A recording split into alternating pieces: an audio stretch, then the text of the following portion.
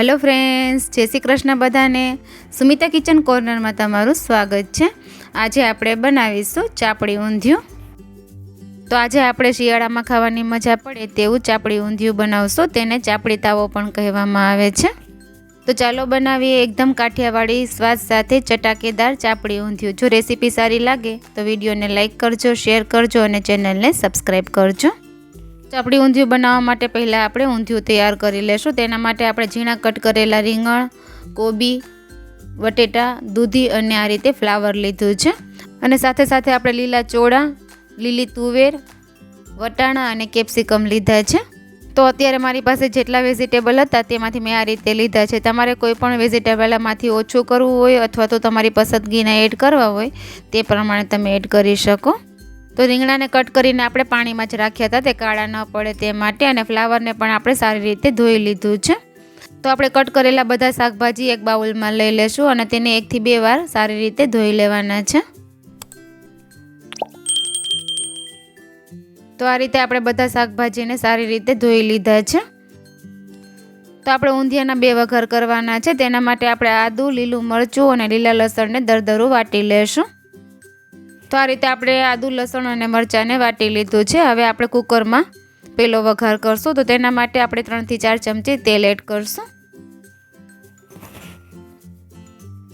जे आपणे आदू, मरचां अने लसणनी पेस्ट तैयार करीने राखी हती तेमांथी अर्धी एड करी देशुं अने अर्धी आपणे साइडमां राखी देशुं। आदू, मरचां अने लसण बराबर सतळाई जाय त्यारबाद आपणे कट करेला शाकभाजी एड करी देशुं।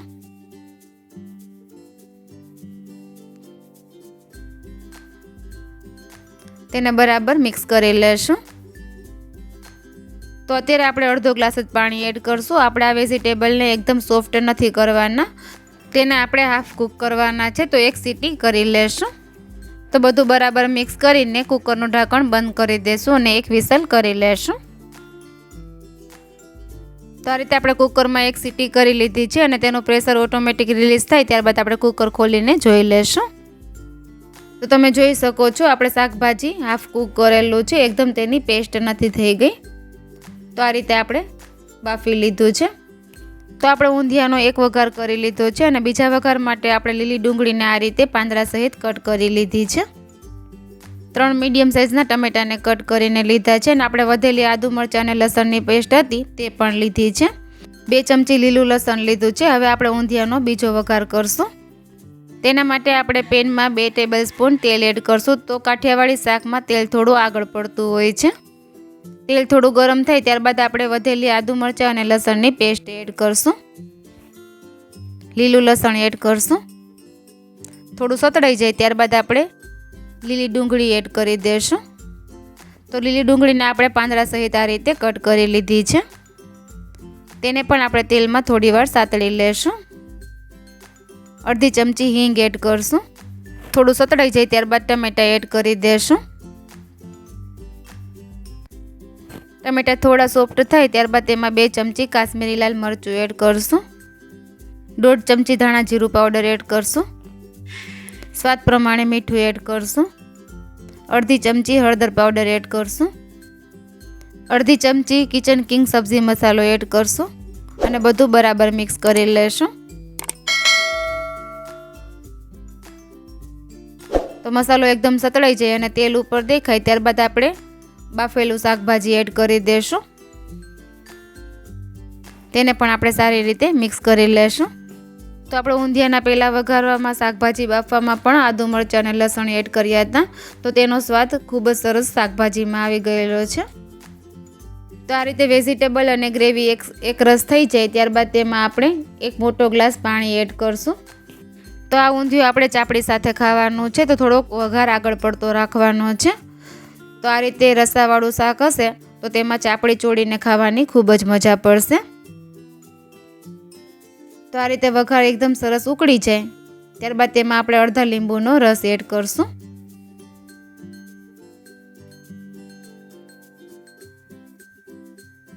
अने बराबर मिक्स करी लेशुं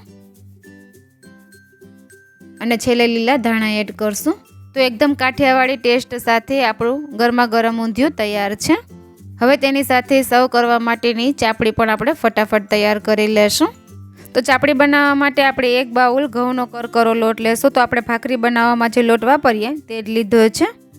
તે જ માપથી આપણે 1 બાઉલ ઝીણો રવો લીધો છે અને તે જ બાઉલના માપથી આપણે ઘઉંનો ઝીણો રોટલીનો લોટ લીધો છે. બધું બરાબર મિક્સ કરી લેશું અને ચાપડીને વધારે સ્વાદિષ્ટ બનાવવા માટે તેમાં આપણે સ્વાદ પ્રમાણે મીઠું એડ કરશું. 1 ચમચી દરદરો વાટેલો તીખાનો ભૂકો એડ કરશું.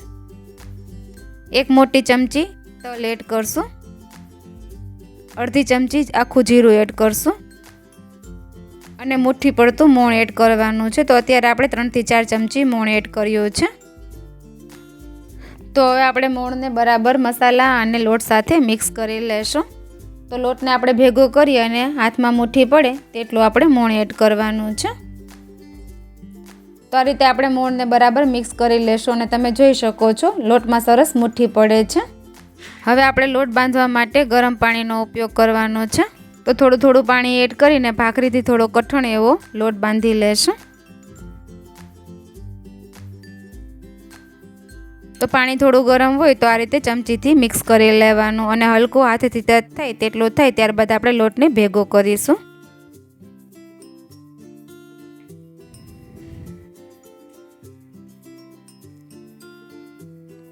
તો આપણે ભાખરીથી થોડો કઠણ એવો લોટ તૈયાર છે. હવે તેમાંથી આપણે ચાપડી કઈ રીતે તૈયાર કરવી તે પણ જોઈ લેશું.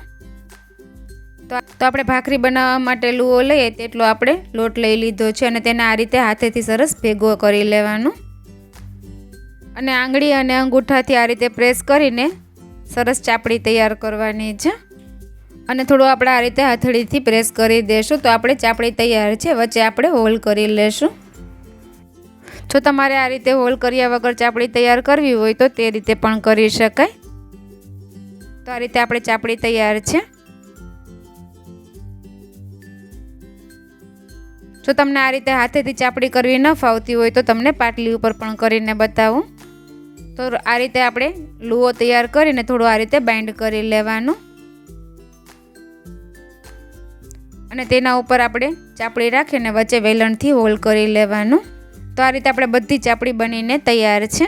તો આપણે જે રીતે માપ લીધું હતું તેનાથી 10 ચાપડી બનીને તૈયાર થઈ છે અને ચાપડી તળવા માટે આપણે તેલ પણ સરસ ગરમ થઈ ગયું છે. તો એકવાર તેલ ગરમ થઈ જાય ત્યારબાદ આપણે ગેસની ફ્લેમ મીડિયમ કરી લેશું અને મીડિયમ ગેસની ફ્લેમે જ આપણે ચાપડીને તળવાની છે. જો ગેસની ફ્લેમ ફૂલ હશે તો ચાપડી ઉપરથી લાલ થઈ જશે અને અંદરથી કાચી રહી જશે. તો આપણે ગેસની ફ્લેમ મીડિયમ રાખીને જ ચાપડીને તળવાની છે. તો તેલમાં સમાય તેટલી ચાપડી આપણે એડ કરી દીધી છે અને તેને બંને સાઈડ ટર્ન કરીને ગોલ્ડન થાય ત્યાં સુધી તળી લેશું. તો ગેસની ફ્લેમ મીડિયમ રાખીને આપણે ચાપડીને 1 થી 1.5 મિનિટ સુધી સરસ તળી લીધી છે. તેને આપણે પ્લેટમાં કાઢી લેશું.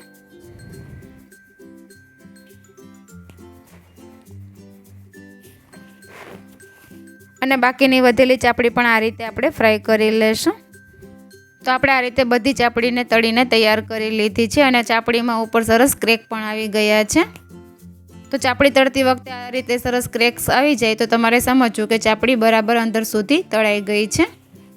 તો હવે આપણે ચાપડીને તોડીને પણ જોઈ લેશું. તો તમે જોઈ શકો છો અંદર સુધી ચાપડી એકદમ સરસ તળાઈ ગઈ છે. તો આપણું ગરમા ગરમ ચટાકેદાર ઊંધિયું અને ચાપડી તૈયાર છે. તેને આપણે સર્વ કરી લેશું. તો આ ચાપડી ઊંધિયા સાથે પાપડ, છાશ, ડુંગળી ટમેટાનું સલાડ અને મરચાં ખૂબ જ ટેસ્ટી લાગે છે.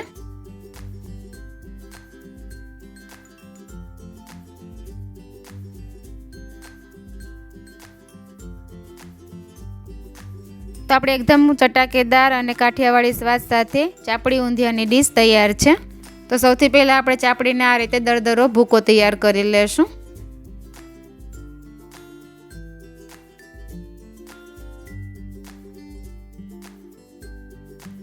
અને તેમાં આપણે ઊંધિયું એડ કરશું.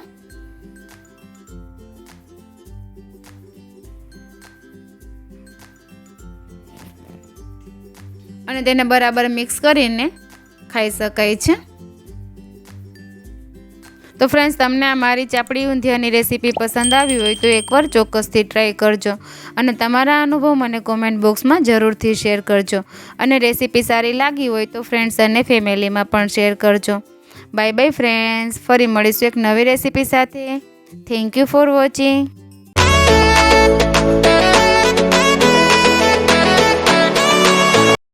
તો ફ્રેન્ડ્સ, તમને મારી રેસીપી પસંદ આવતી હોય તો ચેનલને લાઇક કરજો, શેર કરજો અને સબસ્ક્રાઈબ કરજો ને બાજુમાં બેલ આઇકનને પ્રેસ કરજો, જેથી મારા આવતા વિડીયોની નોટિફિકેશન તમને સૌથી પહેલાં મળે. Bye bye friends.